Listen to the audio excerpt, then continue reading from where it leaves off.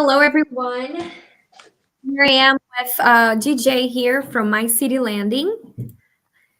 And, oh, the mic is off. It's actually muted, GJ, on your side. Mine's off. You want mine Oh, on there, or off? there we go. It's good now. Okay, better. Yeah, and I'll just do this. Perfect. So, yeah, hope can you hear us okay? It's not showing yet? Well, it should be showing soon. All right, we're gonna wait a little bit just to sync up with all the medias. And then we're gonna get started. So today we're doing a home buyer seminar, and the topic of today is really to explain to buyers out there how to thrive in today's market, especially being a seller's market. So we're gonna be talking about some strategies, some ways to be competitive, and also GJ is gonna be going truthfully over how you can better prepare to be a stronger buyer, right, GJ? So Yeah, you and I like to have these types of discussions every few months because the market is constantly changing.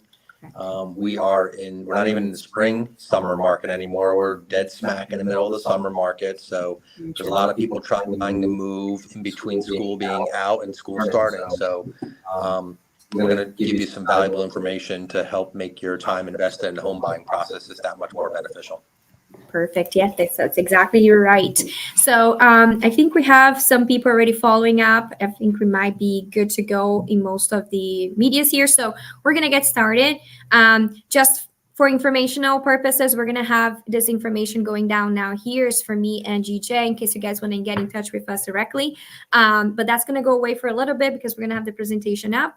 So let's get started. So we are here today for the home buyer seminar, like I said, and we're going to be going over how to stand out as a buyer in today's market. A little bit about me, for those of you who don't know me, hopefully you do, but if you don't, I'm from Brazil originally. I've been here in the US for 14 years now. I do have a law background. I graduated law from Brazil, but then came to the States, changed completely everything over, and I am a now broker owner of the office here in Harrisburg for NextHome Dream Seekers Realty. That's where we are right now. DJ is right across from the room for me. And so I've been doing this for a little over 6 years, almost 7 years now. And I do have a few specializations. I work with first-time home buyers. I have a seniors representation specialization. I have sellers representation specialization. I am specializing in negotiations, in pricing strategy for selling properties, and also work with veterans. And I am a prior veteran myself. So lots of information there that accumulated throughout the years. And I'm going to pass it over to GJ so he can talk a little bit about himself too.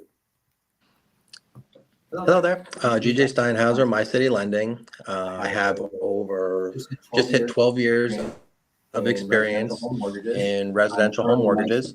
I'm currently licensed in all 50 states and just recently celebrated my 1,000th transaction and helping people buy or refinance their homes. Thank you very much.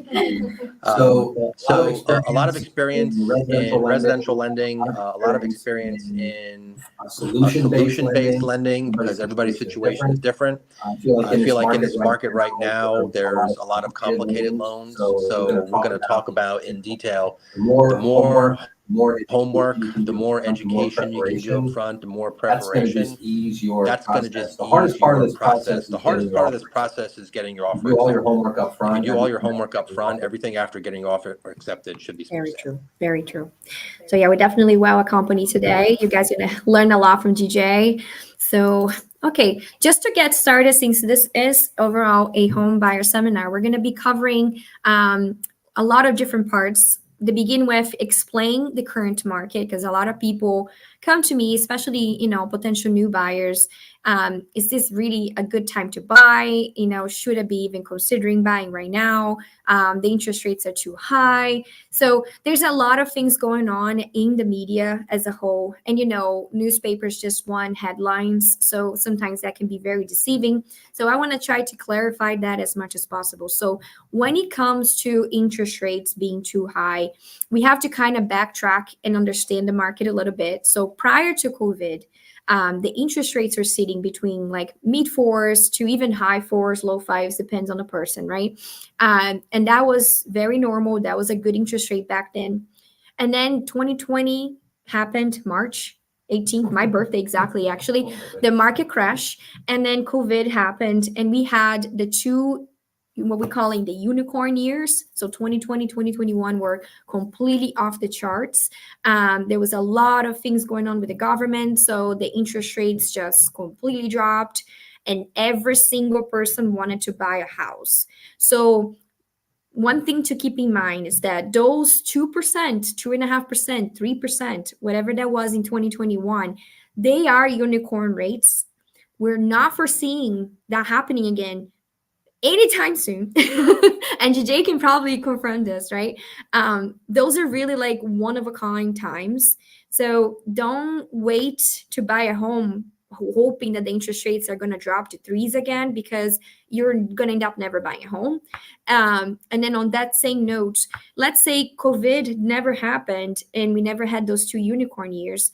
If inflation just naturally followed its natural course, and we were here today, we're probably going to be sitting on the 6 and close to 7 interest rate just naturally. Is the only difference is that people saw those 2.5, 3.5 back in those unicorn years, and then we had an adjustment made in 3-4 months, and then it went from 3 to 6. So people are like, wow, man, you got shocked with the difference. So that's what happened. But the interest rates are technically not high. They are on the higher end, don't get me wrong, but they're not necessarily out of the norm. It's just that what we saw back in unicorn years really threw people off. So just understand that. And then one thing to also keep in mind is that the longer you wait for the interest rate to supposedly drop, the prices continue to go up. So that brings me to the second bullet point there. The prices are not declining. We did notice a very substantial reduction on how much the prices were going up, because during the COVID years and even 2023, we still saw a pretty substantial increase in the amount of equity that people were gaining on their properties. But this year, we are kind of seeing a flat lining a little bit. We're looking at 1% or 2% instead of like 9% like we saw in 2022 and 2023. So people are thinking that because the properties are maybe sitting slightly longer on the market, or they're not seeing the huge increases or the huge price, people offering so much more over the price that is listed for, that we're not having a price increase, but we still are. It's just more, healthy. It's a lot healthier. So the longer you wait, the more expensive the houses get. So even if the interest rate stop by 1%, there may not be a good idea to wait, because the time to wait, the cost of waiting is almost the same as the cost of savings that you may or may not get if the interest rates drop, right? And JJ, do you want to kind of touch something on that? Yeah, sure.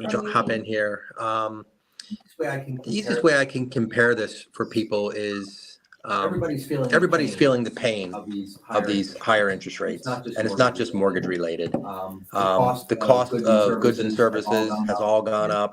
Now we're all more, unfortunately, I don't want to say we're comfortable, but we're able to deal with the higher price just of groceries and our electric bill and our utility bills and gasoline, things like that. And all those things are cyclical and tied together. Interest rates in the 6s and 7s are what we're seeing right now, depending upon a variety of factors. I feel like eventually they're going to settle when things stabilize a little bit more in the 5% range.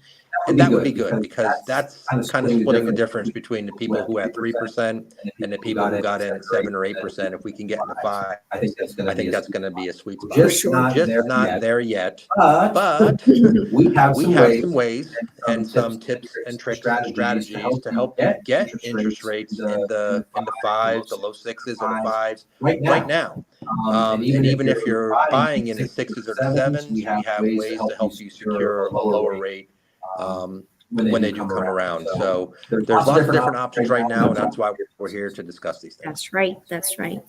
And so let's talk as well on the third bullet point there, the shortage that we're seeing today. So because of this higher interest rates, a lot of the people, the homeowners that are sitting maybe on a 3.5% interest rate are not necessarily loving the idea of selling and buying a home at a 6.5%, right? So because of that, we are feeling and living right now a very small inventory market. So there's a very big shortage of inventory.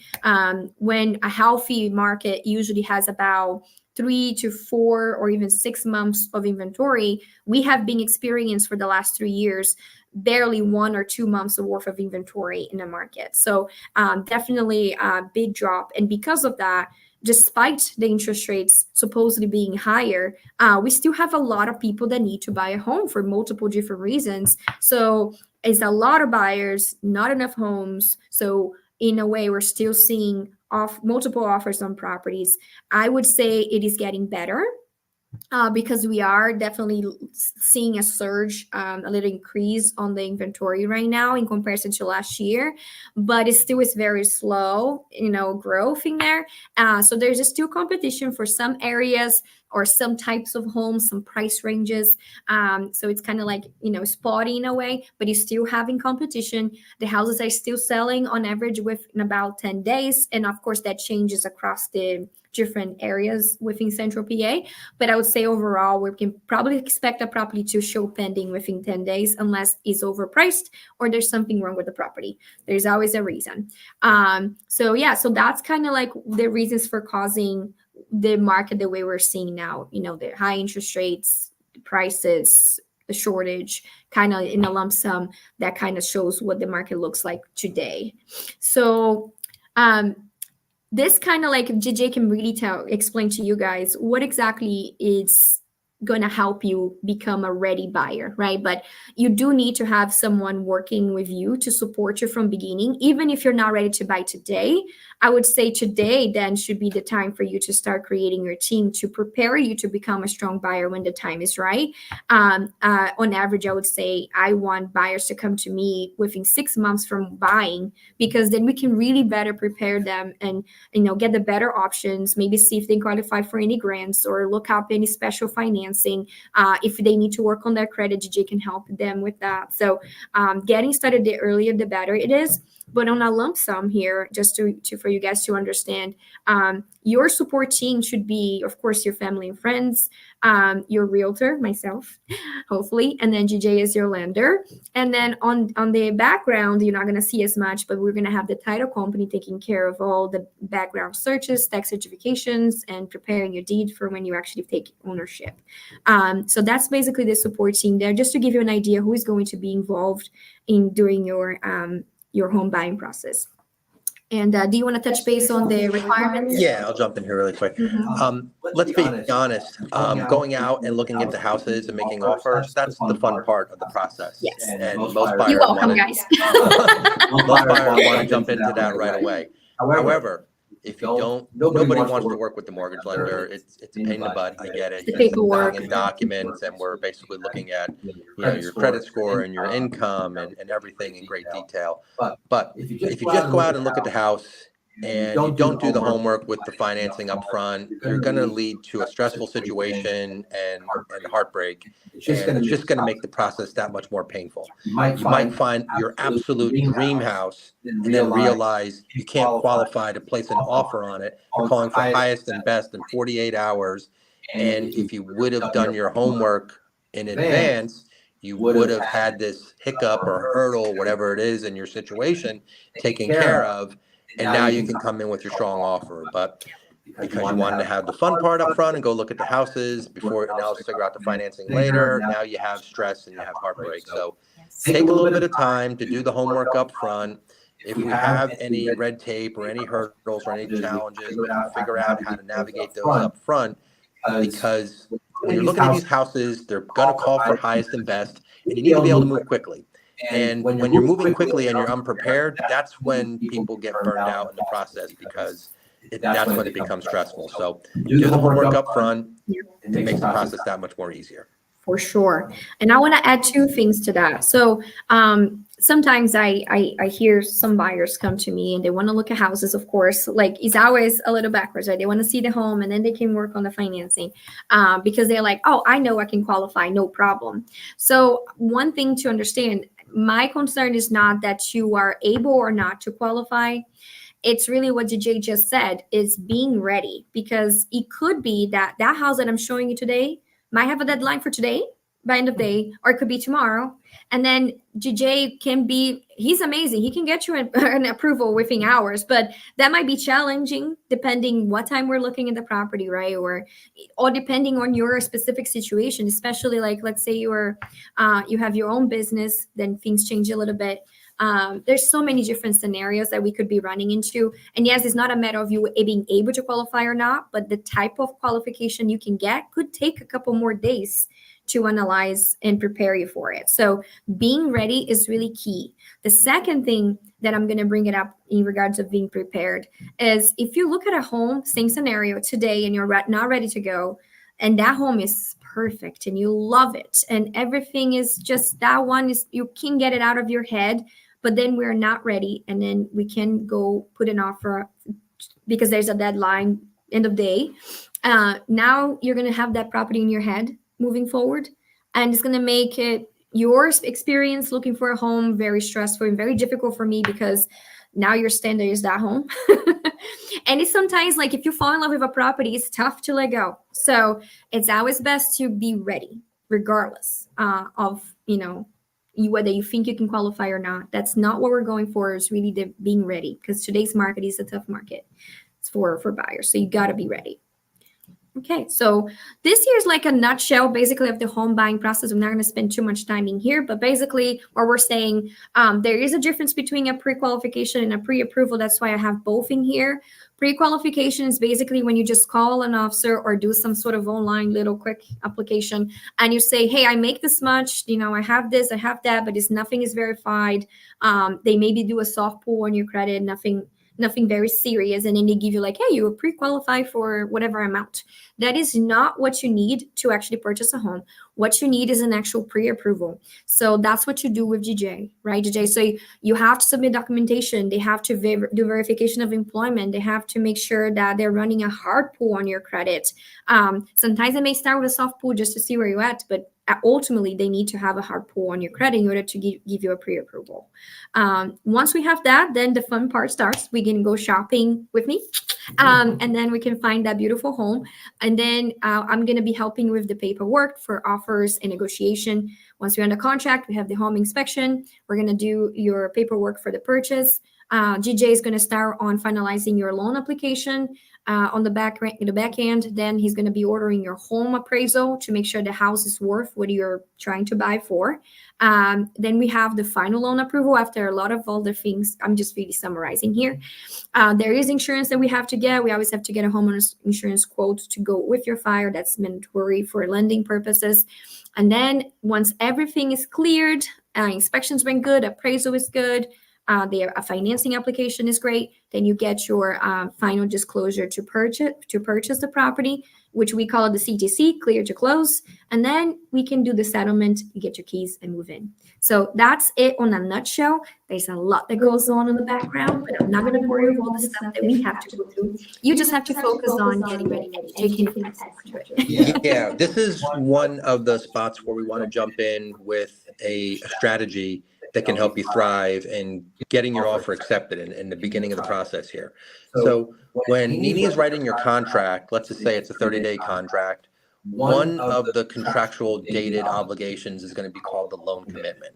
And the loan commitment is usually due somewhere in the middle of the contract period. It's usually about 2 weeks before closing on a 30-day close. And what that does is that information goes to the seller that says, hey, the underwriter has fully reviewed their file, and the bank is making a commitment to lend based on probably a few other minor conditions, like the title work coming back, and appraisal coming back, insurance updates, things like that. We do that process up front. Okay, And that's that can make your offer get accepted, because I can do something called a CCA. It's a certified credit approval, where I send your complete file to our underwriter in advance of you even placing the offer. Okay, so when you're making your offer and the seller is reviewing your offer, really what the seller and the listing agent are looking at, if we accept this offer, is it going to close? Because they don't want to have to relist the property. They just want to know if they accept the offer, is it going to close? Is it going to close on time? Yep. If you're already providing them with an additional piece of the sales contract that might not be due for a few weeks in advance, just at the front of making your offer, that is coming in strong. Yes. That could be the difference between your offer standing out and your offer getting accepted. So that is the very first strategy that we're talking about to help our buyers thrive in this market, is do a full certified credit approval with an underwriter review, and come in not just a pre-approval letter with a loan commitment. Correct. And that's why timing is of the essence on this one. That's why we say don't just start looking at property, because this process to get what he's talking about, you have to be, doing this, a few days in advance, right, Jake, in order to be able to get to this point. So you don't want to be shopping before you get this, because you need this in order to be a very strong buyer, without even doing anything else. Like, let's say your offer is exact the same as another buyer, but you have the CCA, you're already 3 steps ahead, because you're telling that seller, look, I'm actually already pretty much loan approved, minus the appraisal and the inspection or whatever we have in place for your offer. But as far as you and your finances go, we're done.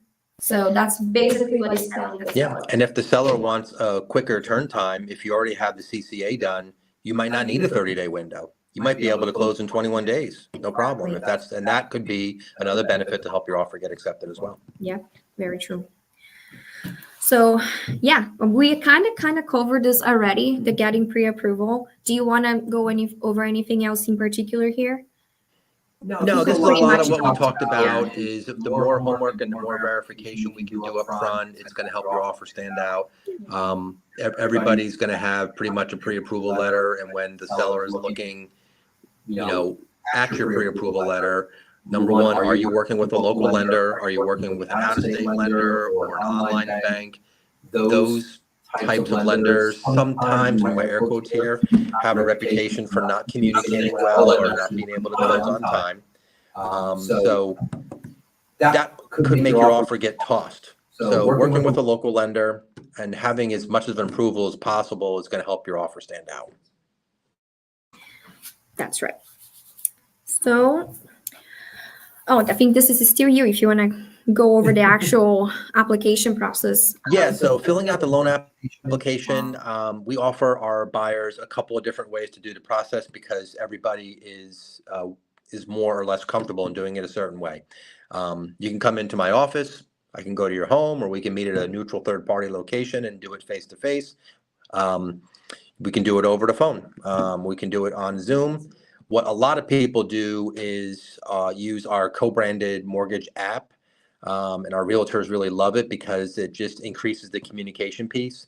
The buyers can do the application at their own time, because sometimes if it's a husband and wife situation, they both might not be available at the same time to do the application. They can do it on their own free time. And then we will get a notification when their application has been sent in, when they've uploaded documents, and the realtor sees that information as well. So we're all communicating on the same page. Yeah, and this new system that GJ has is pretty impressive. Actually, I'm going to speak here on the realtor side in case there's realtors watching this too. It makes it very streamlined. We are part of the process, which is nice. We have a lot of clarity. It helps on communication without really having to communicate in a way. And even with the the cost sheets, I mean, it's very, very clean, very clear. It makes it easy for me as well to explain things to a buyer, because it's available online and it has like always options. So it's very, very interesting on the realtor perspective to work with GJ with this new system, because it just makes it communication that much clearer. Just wanted to point that out. So, okay, so this is kind of like, JJ's going to cover this one too. It's basically going over the different types of loans. So I'll let you take over. Yeah, so this is some of the common questions that we get about different types of financing. And the financing varies depending upon a couple of different things. Number one, your credit score is going to be the first thing that ties you into a certain type of program, because most of these programs have minimum credit score requirements. Geographic locations, your employment background, if you're a veteran, or if you're buying a house that is a very expensive one, it's going to be like a high balance or a jumbo type product. But you may hear people talking about conventional loans and how they're more preferred in this marketplace over FHA. Unfortunately, that is true. And the difference is a conventional loan is going to offer more favorable financing when it comes to the interest rate, mortgage insurance, things like that, on average, if you have a credit score over 700. If your credit score is below 700, you may still qualify for a conventional loan, but your terms may be less advantageous. The biggest reason that sellers don't want a conventional, or do want a conventional loan compared to an FHA loan, is the appraisal. An FHA requires some additional things to be looked at on an appraisal process, where they're looking at minor things like we were just talking about, peeling paint, cracks in the sidewalk, handrails, GFIs. And in a seller's market like this, the seller has the leverage to say, I don't want to have to fix those things before I sell my house. So if you have a conventional loan, some of those minor things that the seller feels like you're being nickel and dimed with, there may not have to be dealt with before closing. So that's the biggest benefit to a conventional loan, and making it more advantageous to a seller getting it accepted. USDA loans are geographic restrictions and offer also income level restrictions, and the more urban areas outside the city and things like that are going to open up USDA, which offers a 0% down payment, where conventional and FHA are 3 and 3.5%. VA loans for our veterans, I wish they were more readily being accepted. I do not feel like our veterans should be excluded from being homeowners just because it's a VA loan. But unfortunately, some of these VA loans do also look at some of those appraisal issues similar to an FHA. Yeah. And the jumbo loans are specific loans for high balances based on the county loan limits. So those are going to be things up over 800,000, things like that. Correct. Yeah. And for when it comes to offering, and for buyers out there that unfortunately cannot afford to go conventional, for example, or they do want to take advantage of their VA benefit, which honestly, I don't blame you. I'm a VA veteran myself, and I use my VA, and I would be very upset if I was rejected just based on the terms, that the fact that I have a VA loan. But the guidelines for like certain basic safety criteria for the property have to be met during the appraisal process for VA or FHA or USDA, and they tend to be more strict because those loans are government backed or government guaranteed, that we call it, different than the conventional ones that is not, and that's why they have a more lenient kind of terms for FHA, for appraisal requirements. But there is a way to go around this, and we are going to be talking about that too, and maybe GJ can even clarify this even further. I think we would probably want to do a specific training just for that one alone, but what I'm talking about is the renovation loan version, and we do have a renovation version for VA loans and for FHA and for conventional.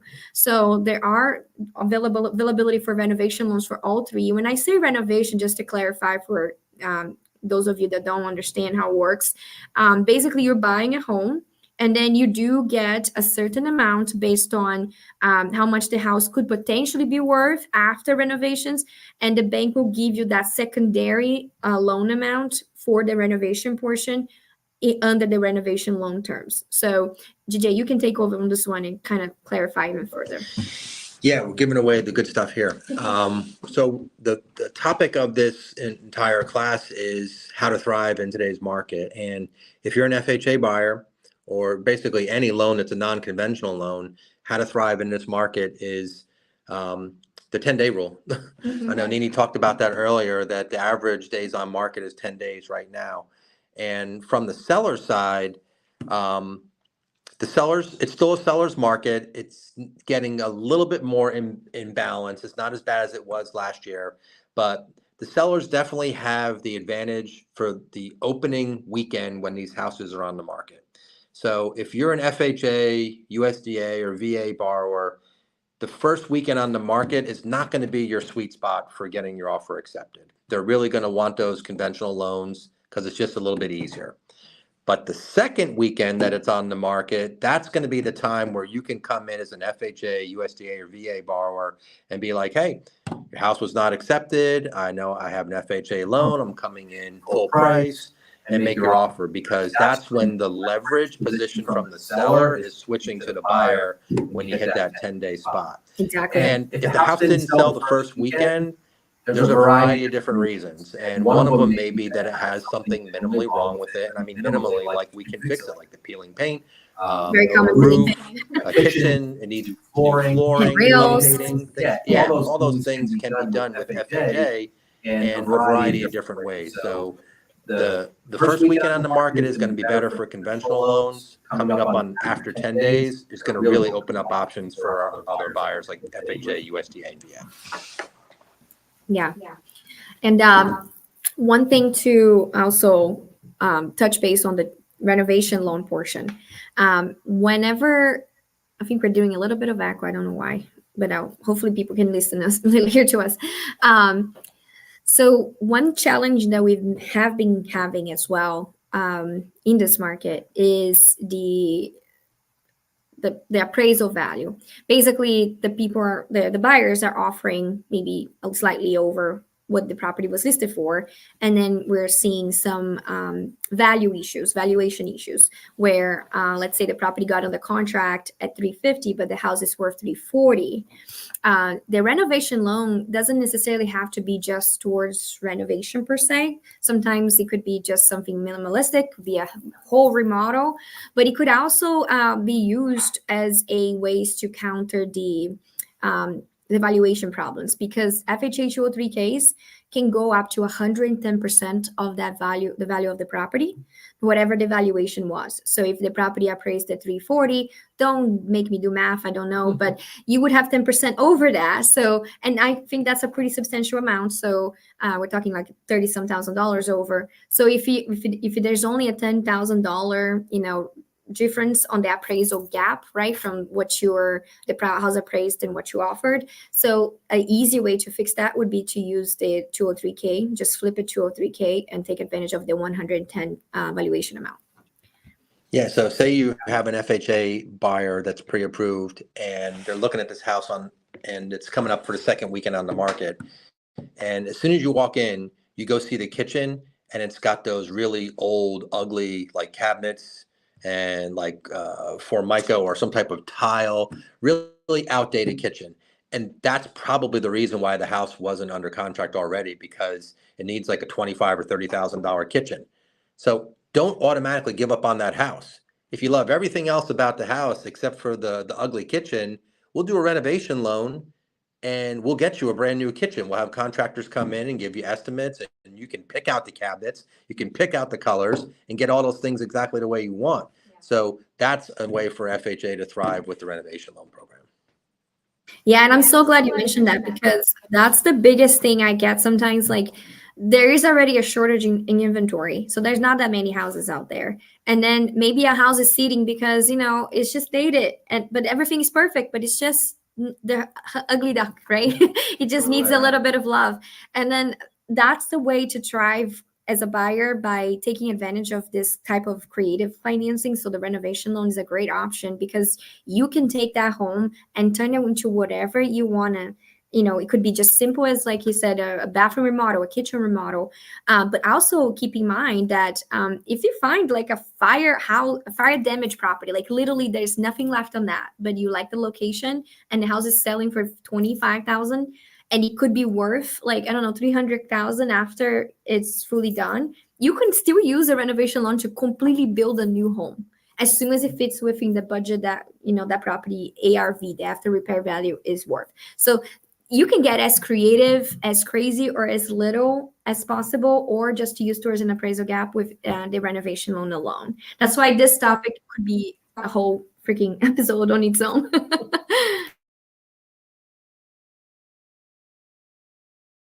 Yeah, I was going to jump in. You should have been a loan officer. That was good stuff. Yeah, so FHA, like she said, it's tough out there to find the perfect house. And if you're a borrower who, for whatever reason, is not in a conventional loan, if you just have Nini set up the searches for you for days on market, 10 days and over, and start looking at those properties, that's when you're going to find your winner. And we did get a question here, if you are able to combine FHA with PHFA, but I guess we need to explain first PHFA so people out there can understand what that is. And then the answer is yes, just whoever asked. But GJ is going to explain about PHFA for you guys, which it is a grant option available here in PA. Yeah, so she's right. The answer is yes. The PHFA does have a renovation loan program. It's really good stuff. PHFA has, I'll give you the brief overview because PHFA could be a whole nother course as well. Stands for Pennsylvania Housing Association. So the entire state of Pennsylvania, it's not just certain counties or certain areas that are able to use that program. Depending upon the program that you do, you could be getting some down payment assistance in the form of a repayable second mortgage with a small monthly payment, or you could be getting a forgivable second mortgage where if you live in the house for 10 years, you don't have to make any payments on it. So those programs are great. Sometimes it's like a seesaw here. So if you need that down payment assistance, you might be getting a less favorable interest rate. The more money that you get, it's a slightly higher rate. So it's a trade-off. But if you're doing the PHFA loan with 5% down payment assistance on a $300,000 loan, that's $15,000. And that could be used to pay the majority of your closing cost, or could be paid to put towards an appraisal gap. So there's a lot of different options up there with PHFA for down payment assistance, appraisal gap, securing a lower rate. There's some programs with PHFA that have a really low rate and not as much down payment assistance. But there's always a drawback. And right now it's larger turn times because a lot of people are taking advantage of the PHFA programs at this current moment. So you might have to write a contract. Actually, no, you will. Right now, you will have to write a contract with a 60-day closing. So it's a trade-off, not being able to close quickly, but you get the money from PHFA. So there are definitely options there for PHFA for home buyers in this market right now. A lot of very, very popular program. Yes.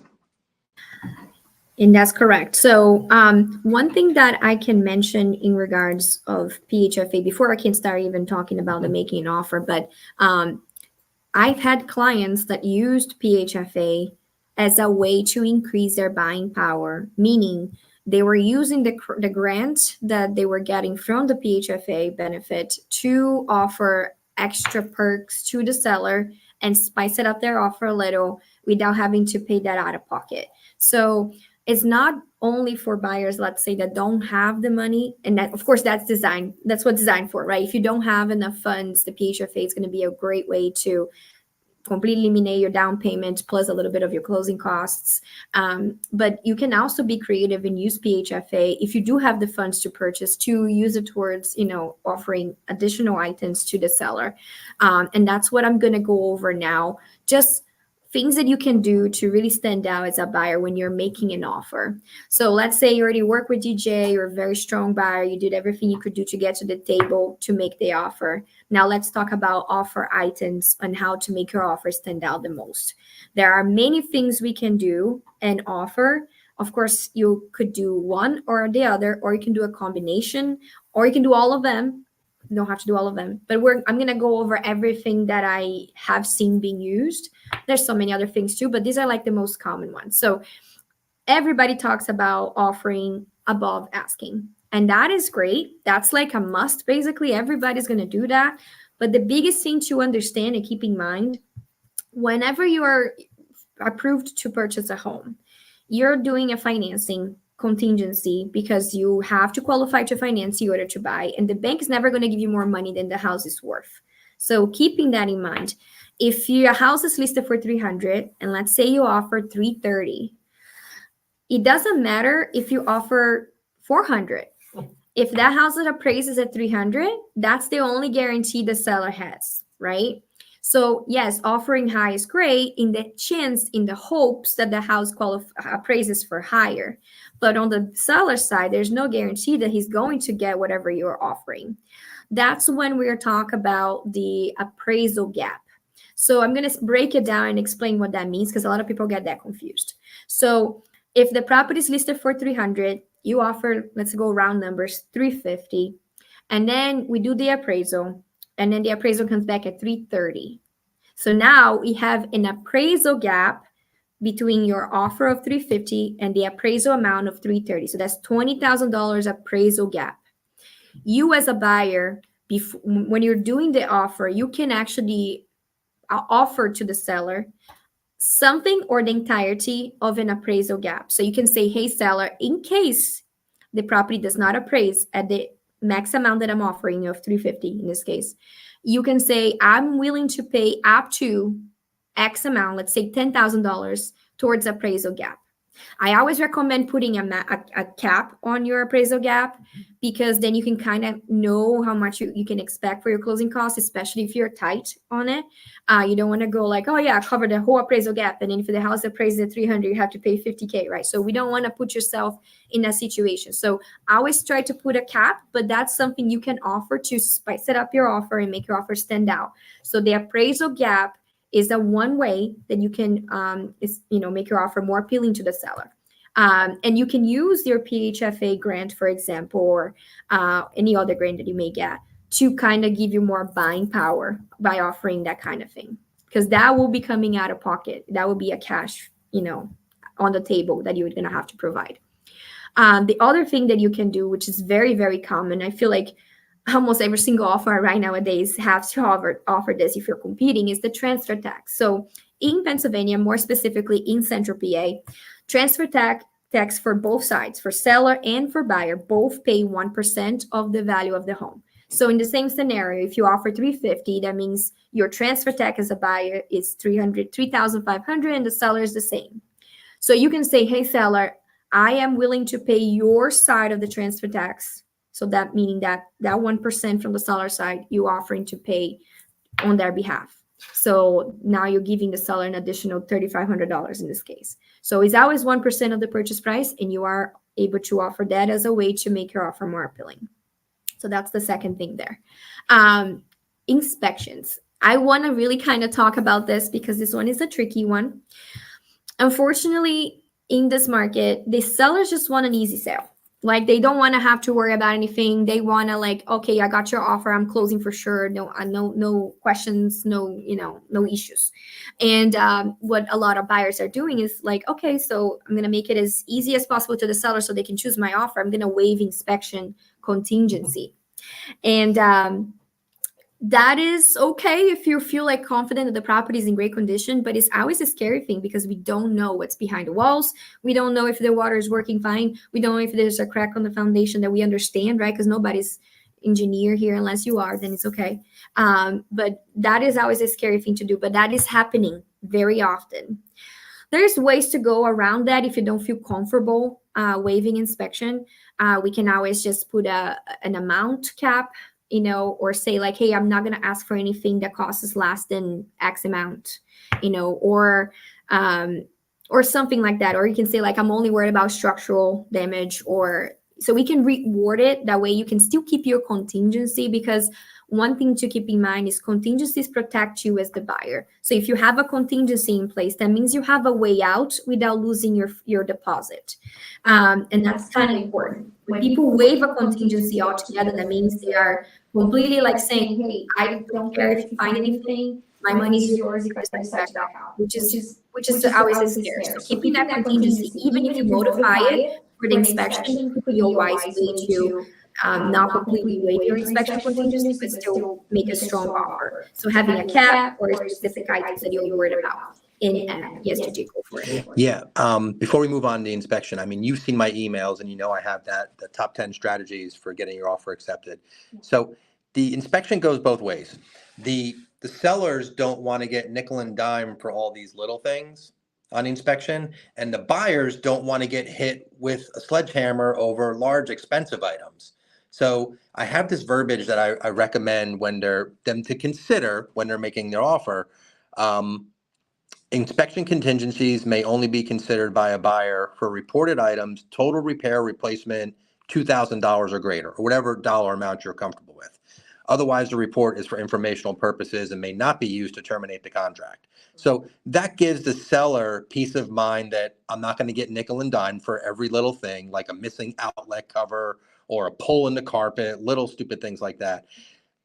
When the buyer feels comfortable that they're not going to get hit with a sledgehammer over a large item, like, hey, this HVAC has seen better days and needs like a full replacement. So both of you are protected. So something to consider when you're structuring your offer, and all these little details help you thrive in this market. That's for sure.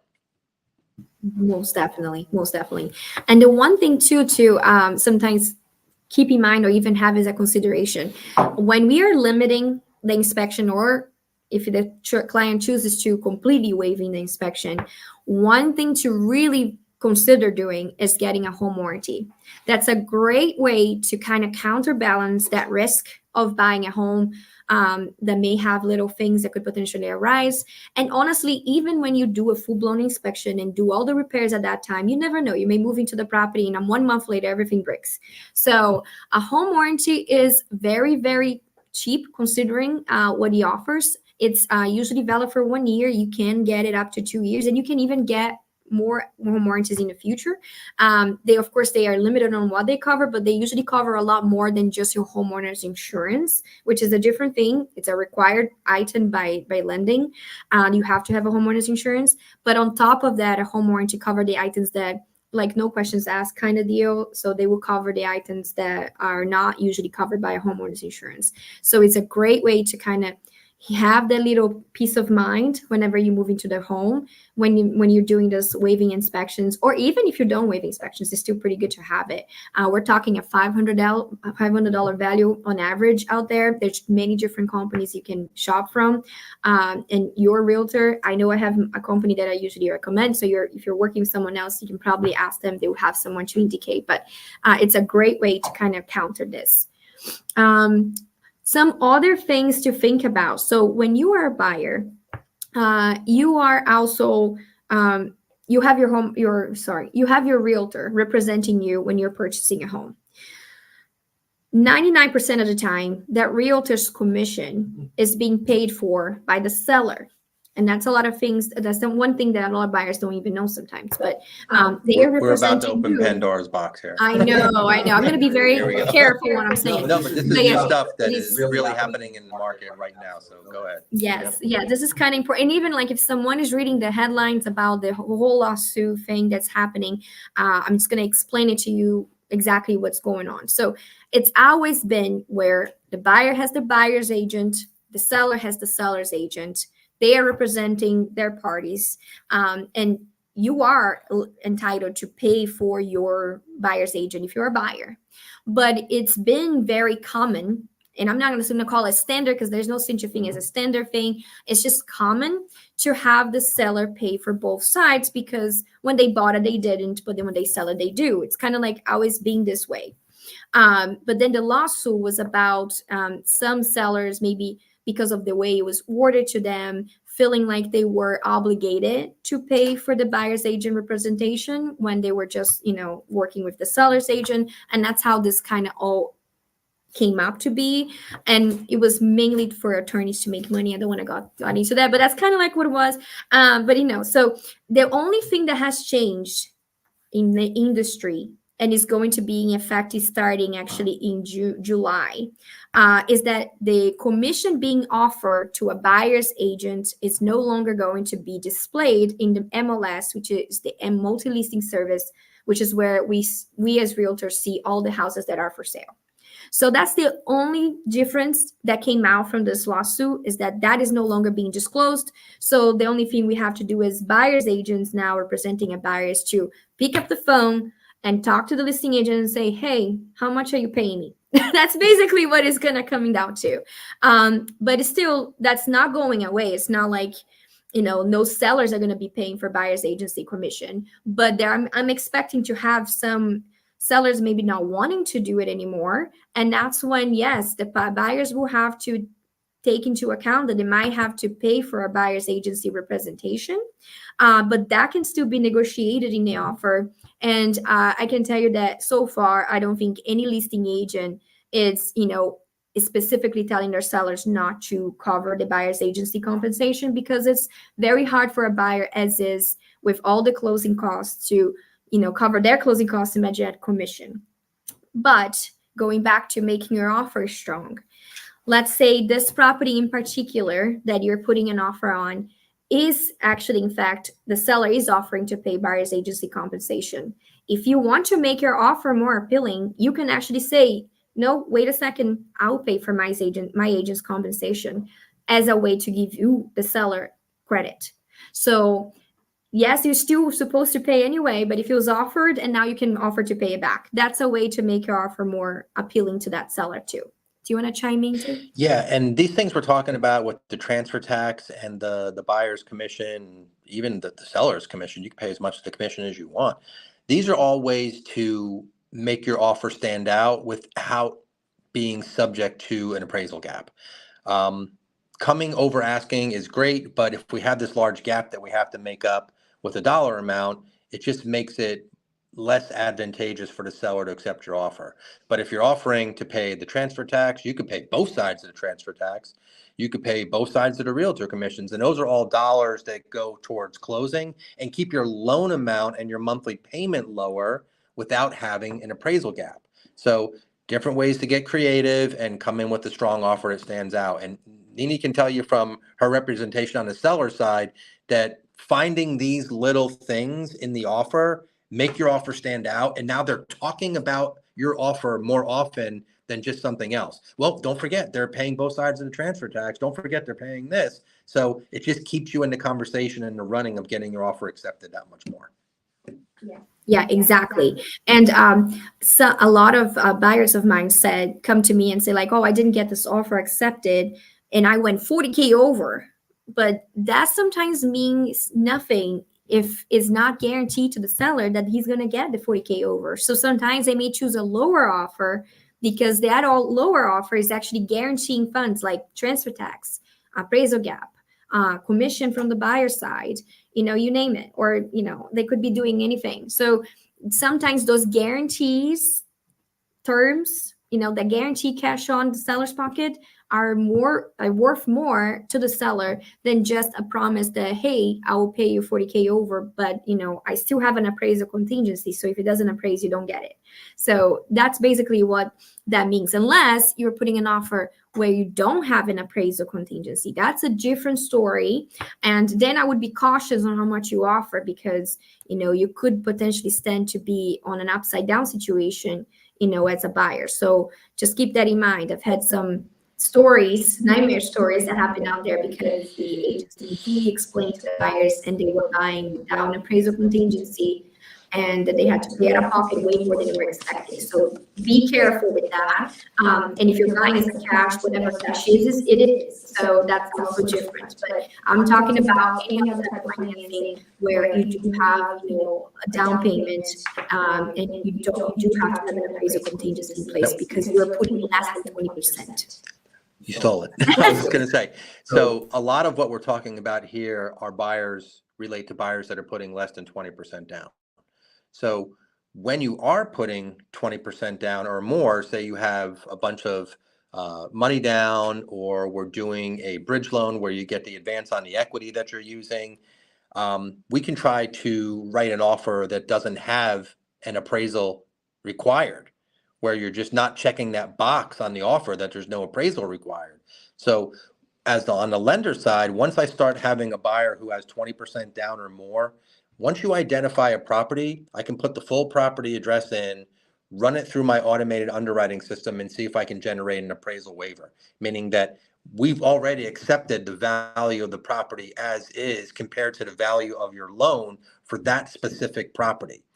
That can help get your offer accepted, because now the seller knows, oh my God, there's not even any appraisal gap contingency because they don't need an appraisal. And we can probably close quicker again too. So that's another option. A lot of these options with appraisal gap and sweeteners and things are for minimum down payment buyers or less than 20%. Once you have 20% down or more, we can look at some of these other solutions to help get your offer accepted and coming in stronger. Exactly. Spoke beautifully. Thank you. Yes. So without appraisal, things are guaranteed to the seller. So that spices things up a lot. So an offer without appraisal at all, it's a guarantees money to the seller. So that's very strong.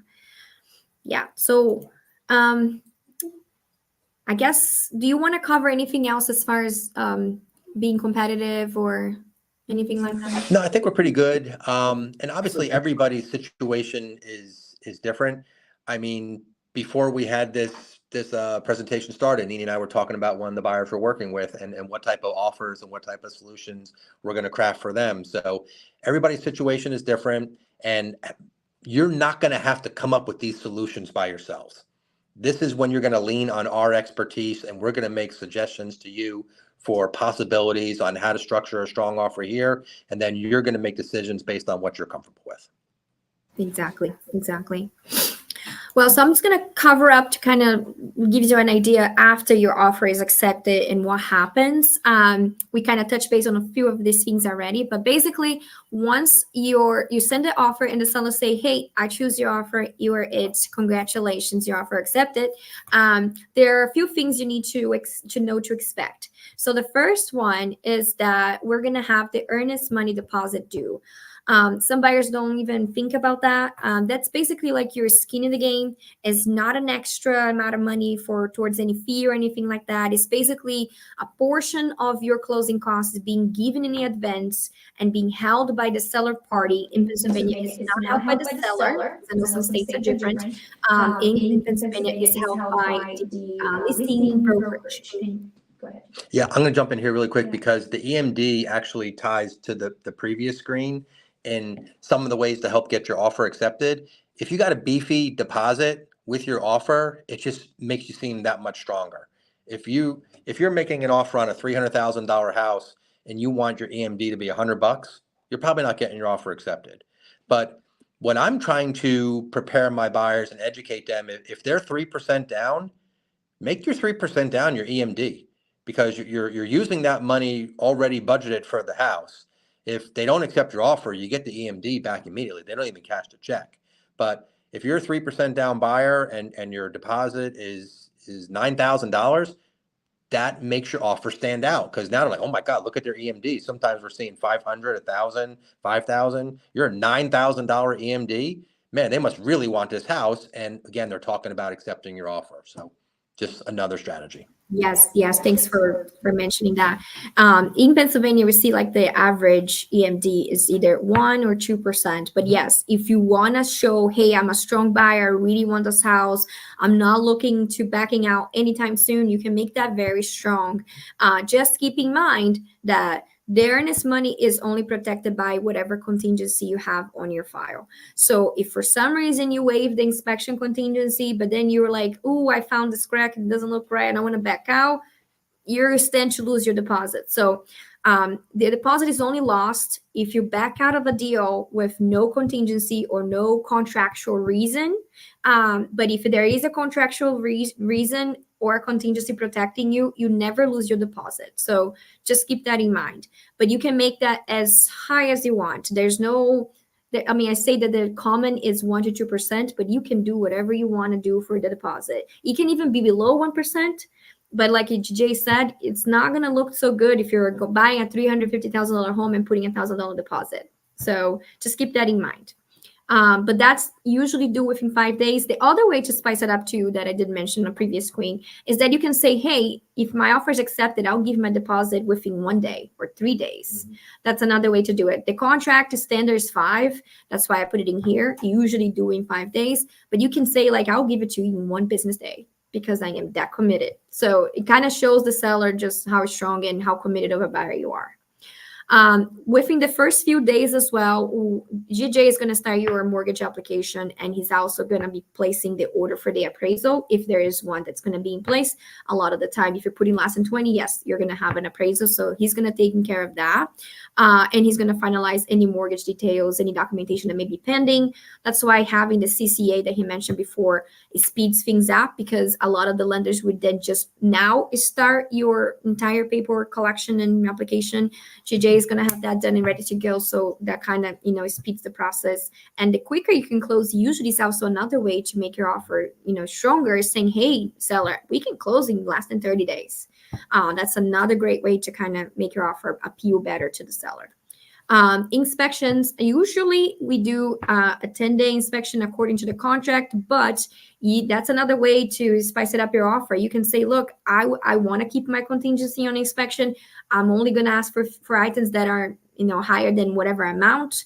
But I'm going to do that in 5 days instead of 10. So that's another way to kind of say, hey, seller, I'll get it done quick. That way I'm not holding you up too long in case, something does go wrong and I decide to back out. So that's a way to do that too. The home insurance, that's something I usually try to get you guys connected with, a trusted broker for insurance right away, so you can get a quote, because that's part of GJ's, to-do list. They have to have homeowners insurance quote in your file before they can clear. And do you want to add anything to it? Yeah. Someone who's watching this, who's a first-time home buyer, this might be a question that they have. What's the difference between home insurance and mortgage insurance? So home insurance is for the actual property itself, fire, theft, storm damage, things like that. Mortgage insurance is insurance against the buyer default on the payment. So somebody who's putting less than 20% down is going to be required to have some type of mortgage insurance or PMI, whether it's a monthly fee or a one-time fee, and depending upon the loan, that may drop off after a few years or when the value reaches a certain point. But just trying to think as a first-time home buyer, what questions they might offer here. And you might see that you're doing all this homework up front, you're getting creative, you're making the offer, and then you have to put your EMD down, you have to order your inspections, you have to order the appraisal. In the first 10 days after your contract is accepted, it's very hectic, with a lot of signing and a lot of things that you have to do. And then after that, you probably don't hear from us for a little while. And that's like, no news is good news. That means that we have everything from you that we need. But I just want to set realistic expectations that once you're under contract, you're contractually obligated to these dates. And things move very quickly in the first 10 days, the first 2 weeks. So be prepared. Don't go on vacation right after you make an offer to buy a house. You're going to have work to do. Yes, please don't do that. And if you do, please stay close to your computer, because you'll be hearing from me and GJ. That is a must. So after basically this first 10 days, like you said, is the first 10 days are critical. Then it kind of dies out for you, the buyer, not for us per se, because we still have a lot to do on our backside. And then there's a lot of the due dates that we have to stay committed to. But basically on your side, you're going to get hectic again a week or so before your settlement date. So before the closing date that we call it. That's, I would say, maybe even a little more than that, right? That's when you're going to get a little busier again, because we might be getting the appraisal back, or the underwriters might be sending some final requests back that you might have to send one paperwork from work, a new pay stub or something like that last minute. So that's when you kind of hear from GJ again until we are able to give you, I mentioned this before, the CTC, clear to close. And that usually happens within, hopefully even later than that, but I would say like 3 to 5 days. That's when we usually see a CTC coming out. And then once we have that, we can already usually I'll have the schedule already, your settlement the day before or 2 days before the closing day, the settlement day. I will do what's called a final walkthrough. That is very important for different reasons. Of course, you want to make sure that if there were any repairs done to the property by the seller, you can kind of check it out, make sure they were done correctly. And also make sure that, usually that's why I do it before the settlement date, one day, because the sellers are usually out by then, hopefully. And then we can kind of see like if there was any damage, hopefully. Some deals right now is not going through like that, but anyway. So if there was any damage done during the move out, if they actually left the property swept clean, which is that's what kind of it says on the contract, and the interpretation for that can vary dramatically because there's hygiene of different levels for different people. But the expectation is to be at least clear of any debris, nothing still left over there, no personal items and stuff like that, and no additional damage that were not there prior. And if there is, or anything is no longer working that was before, then we would make a notation of that. So the final walkthrough, there is an actual form that we have to fill it out as a buyer's agent and a buyer, basically saying, yes, we accept the house as is, or no, we found these things and we are going to give X amount of days to the seller to correct these issues, or we're going to push settlement back and the seller has 2 days prior closing to take care of those things. So there's different ways we can go about it, but that's basically like the final check before you actually sign the paperwork and take responsibility of that property. So it's your last chance to kind of, make sure that everything is good and in order. And then is your closing day. That's there's different names for it. We say closing day, settlement day, close of escrow, you name it. That's the day you actually going to sign your paperwork. You got to come with your rested wrist because it's going to be a little bit of paperwork. And then you're going to be signing everything and getting your keys. And, hopefully I'll be there to celebrate with you. So that's basically it in a nutshell. I'll jump in. I want to talk a little bit about the process because it's one of the things that buyers I don't think understand. So the entire time once you're under contract, myself and the mortgage company, we're working on your financing for the loan. Okay.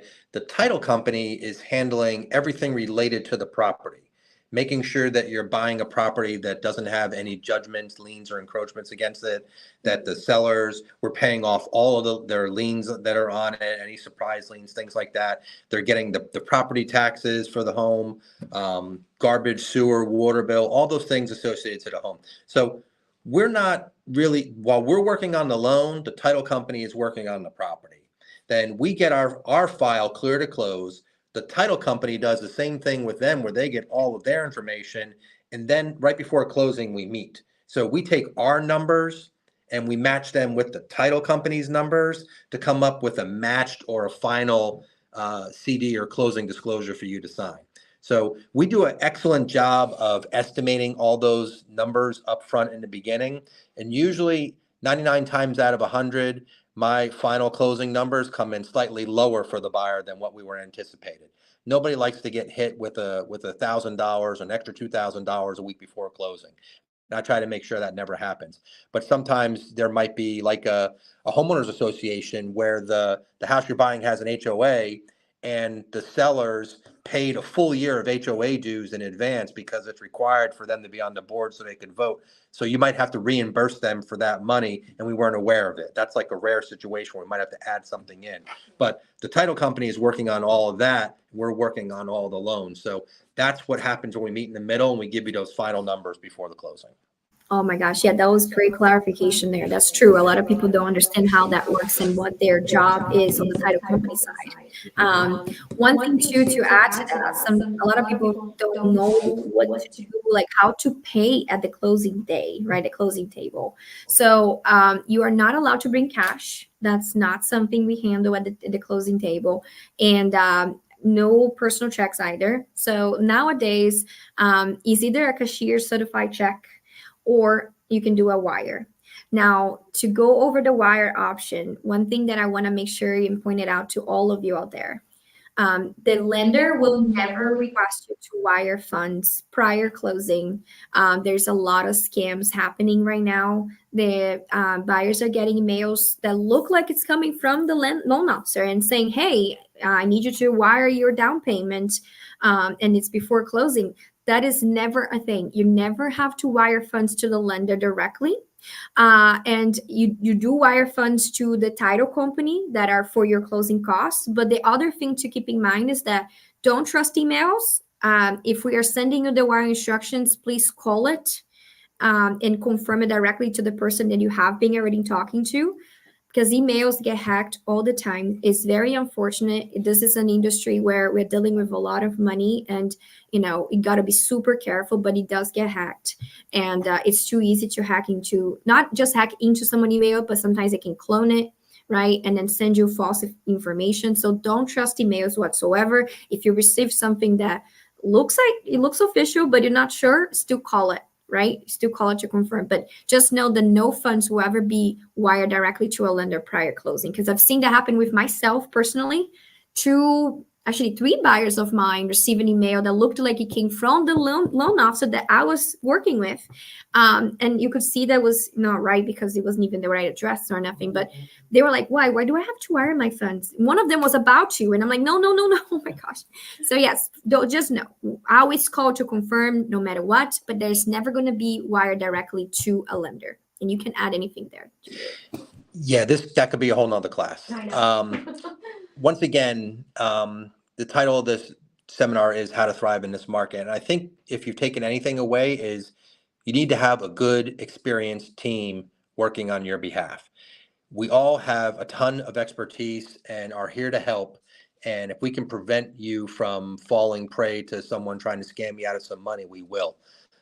So listen to us, take our advice, and we'll help make the process as smooth as possible. Yes, that's right. We'll be right there with you, holding your hand every step of the way, for sure. I did want to cover one question that we missed, and it was in regards of the rehab loan. They were saying, can you have a rehab loan even if you already have a pre-approval with your bank? I'll let you answer that. It depends what type of pre-approval you have, because the rehab loan is a different type of loan. Usually the interest rate is slightly higher because it's a little bit more risk associated with that. So it's not like it's 2 different loans. So it's not like you can get your pre-approval with your bank and then get a separate $20,000 loan for the rehab. It's one separate renovation loan. It stands independent. So they may have to alter their existing approval to set it up as a renovation loan. So it's not like they're lending you, $200,000 to buy the house and $20,000 for repairs. That's not what it works. And the one thing that I have to make people aware for the renovation loan is the buyer or a family member is not allowed to do the work. It has to be a certified licensed contractor. Yes.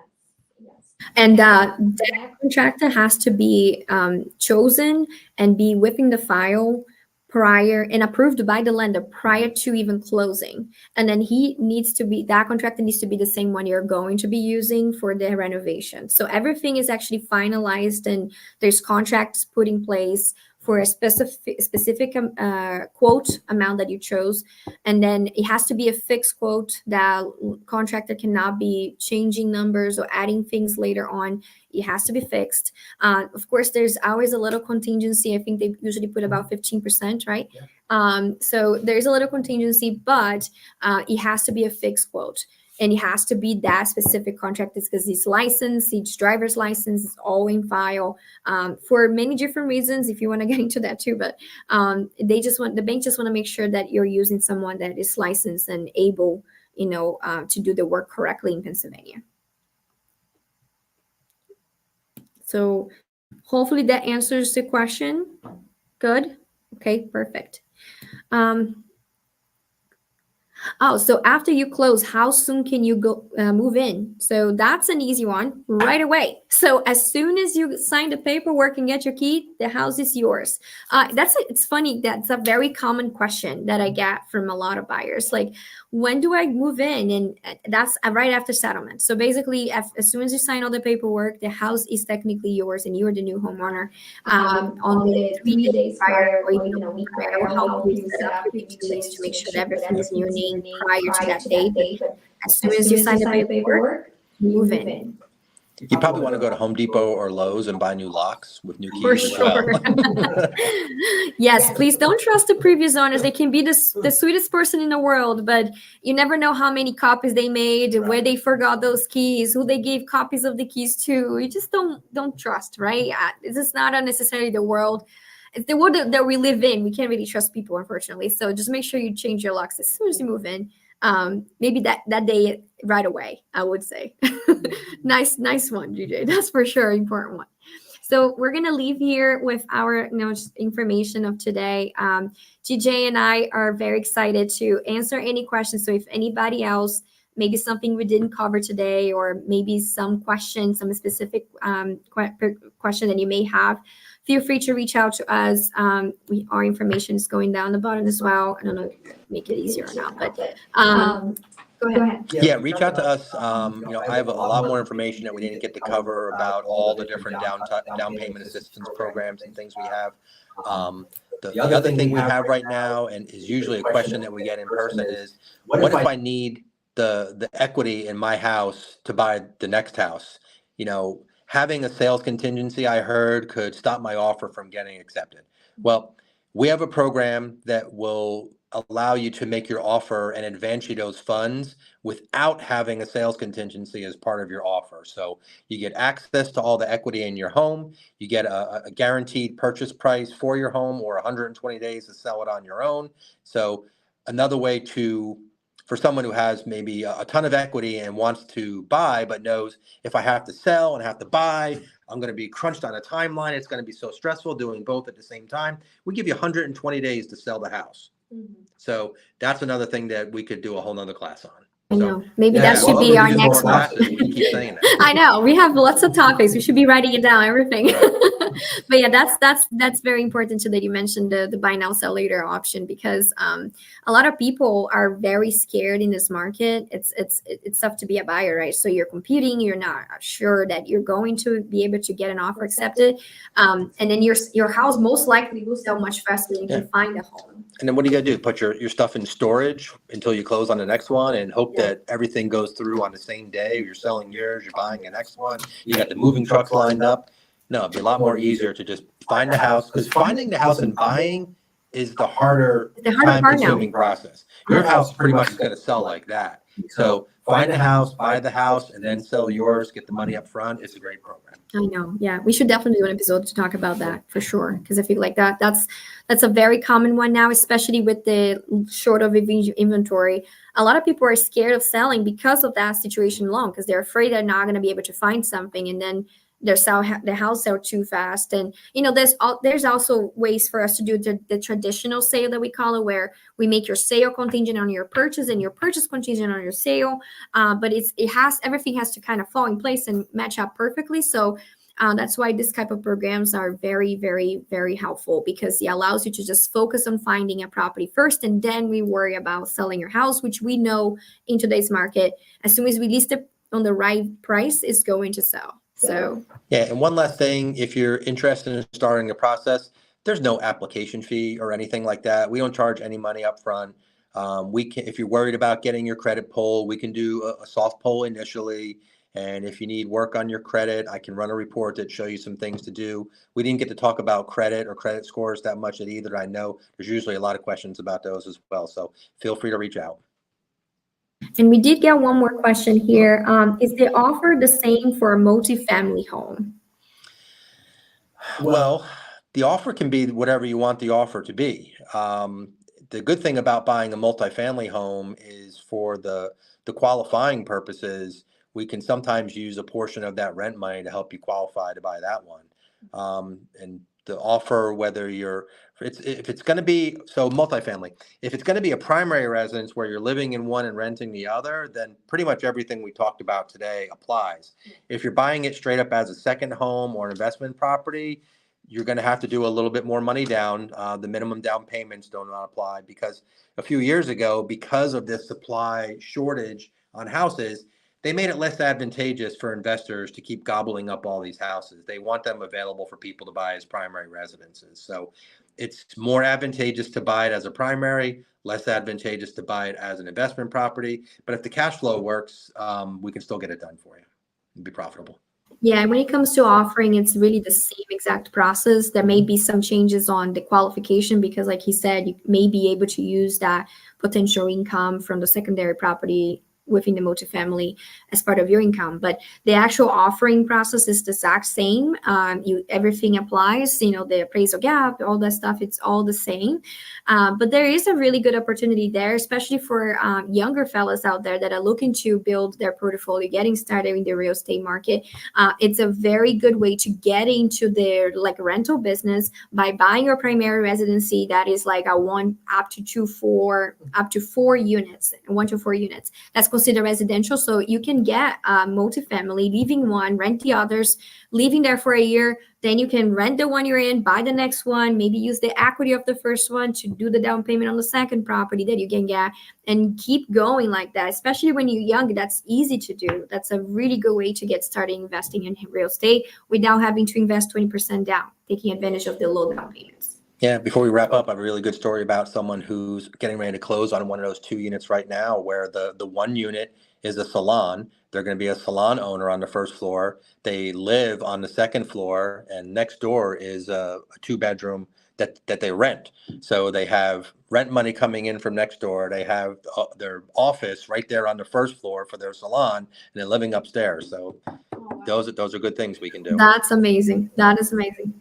So yeah, so you take advantage of that, because when you're leaving one, you benefit from everything as a primary residency, as a buyer. Whenever you don't, then things change a little bit. You got to have more money down. So take advantage of it. If you are able to do that kind of scenario, do it now, and take advantage of the possibility of increasing portfolio for cheaper.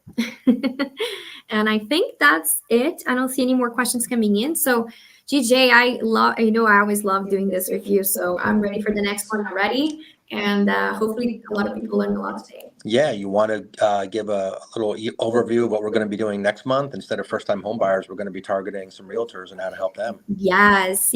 So we're going to be talking about, the kind of the flip of the coin, how to thrive as a realtor in this market. So we're going to be talking about strategies, creative ways that you can provide to your clients so you can get more business. And that's going to be coming on July 25th. So more information to come. I'll be posting, Jade will be posting, and we're happy to be bringing also a guest speaker that's going to be talking a little bit on the financing side of things for realtors. And so yeah, I'm excited. We're going to be talking about some strategies and creative ways to thrive here as a realtor as well. Yeah, awesome. Can't wait. Yes. See you then. Thank you, guys. Have a good one.